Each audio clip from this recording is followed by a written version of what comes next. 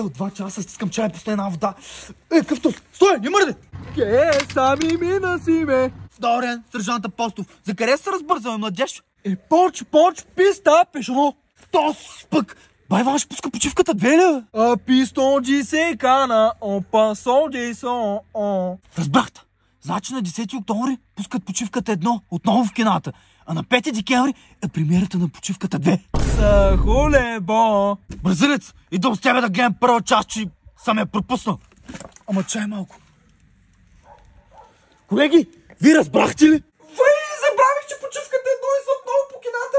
Колеги, приключваме за днес. Ами двата случая. Оставяме ги за утре. Трябват билети за филма. Бразилец, да тръгваме. Трябва да си взема билет. Ижи камаро да можем ме.